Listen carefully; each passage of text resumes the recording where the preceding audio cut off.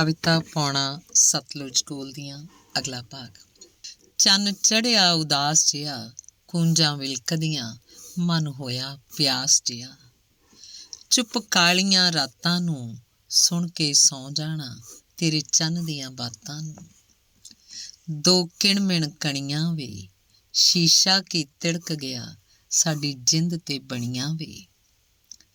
ਮਿੱਟੀ ਉੱਡਦੀ ਰਾਹਾਂ ਦੀ, ਕਿਤ ਵੱਲ ਪੈੜ ਗਈ, ਸਾਡੇ ਪਾਕ ਗੁਨਾਹਾਂ ਦੀ।